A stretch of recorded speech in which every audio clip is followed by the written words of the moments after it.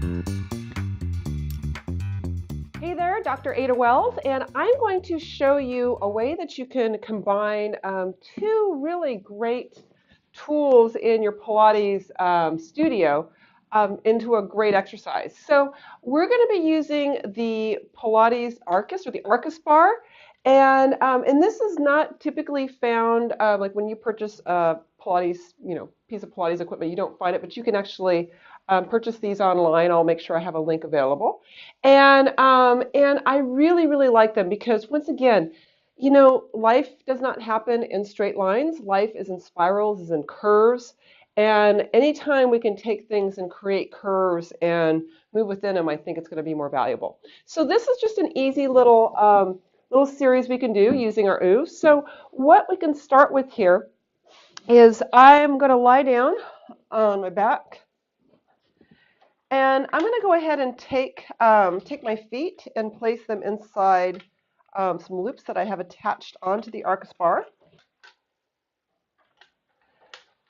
And the nice thing is since these loops are on here, it's actually a little bit more stable for me. So I can, if I feel like I need to move a little bit up or down the table, which occasionally happens, it's not too difficult for me to go ahead and do that. So I don't feel like I'm all over the place. Okay. This is actually a little bit better because now the springs are going to give me a little bit more assistance.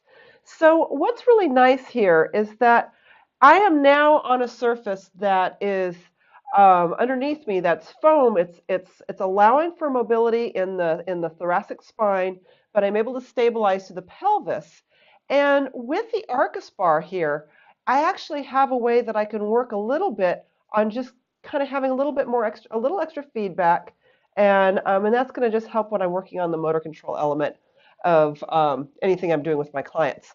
So what we're going to start out with here initially, you can have your hands above or down below, is just a little leg press here. Now, if you're finding when you're on here, there's a little bit of tension that increases as you extend your legs out, you can do one of two things. One, you can either take a little pillow, put it underneath your head. I'll use my my trusty ponytail there to do that. Or else you can scoot yourself down the oov a little bit. I sometimes like to be a little further down on my oov so that I can feel my hips sort of drop into my sockets on the way back up. So it's a nice place to have that hip association. Now, what we're going to do here is we can actually play with some rotation. So I'm going to just go ahead and go into external rotation of my hips. And then I can move it into internal rotation. And it's nice because I'm not dealing with right now my feet on a bar that's rigid and not moving.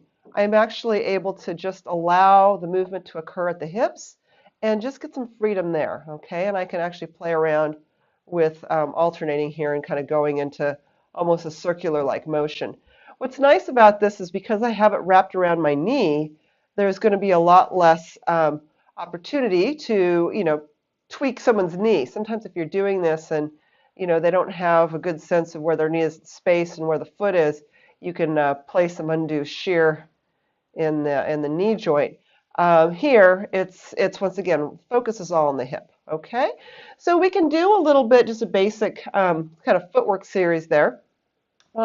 It's also nice to be able to just work a little bit on moving into hip extension and flexion. Okay, so I can do this if I want a little bit of feedback, just sliding my feet along the floor. I'm going to put my hands up above here.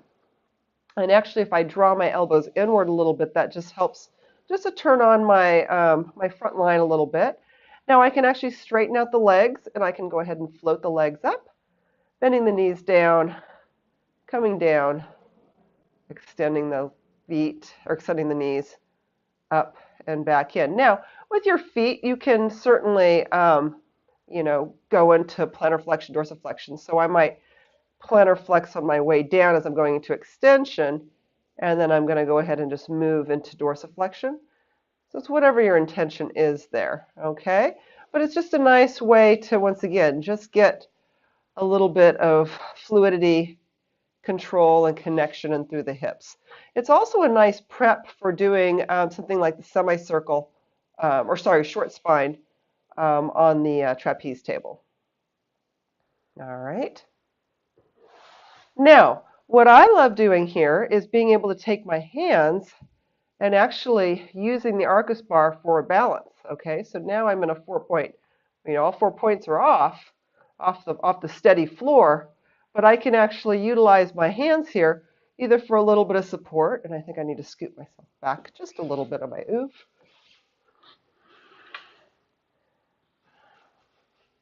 Okay, so I can have all 4 points going. So it makes it a little bit more unsteady, or a little more unsteady than me having my feet or my arms holding on.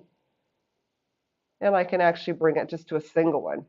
Okay, I love this particular movement because it's almost it's kind of like a rodeo cowboy here. All right, so it's just a really nice place to be able to turn on just all your diagonals in a supported position. Now, you can actually then, like I said, eventually see if you can take your hands off balance there, and maybe working with some small little arcs initially, and then make them a little bit bigger. This is where it gets a little challenging for me.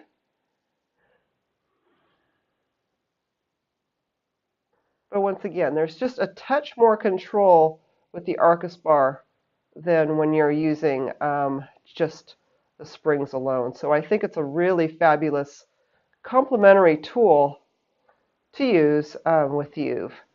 And then sometimes it's nice to be able to do that. I didn't do a pre-test on my balance test, but sometimes it's nice just to test what their balance was beforehand, and then do it afterwards and kind of see if they're a little bit more stable after having done this work. Okay, so hope you enjoyed that. And like I said, this is a great way to take your clients and your athletes and your golfers and just to a different level in a way that really feels comfortable. And yeah, I think you'll enjoy it. Okay, we'll talk to you later.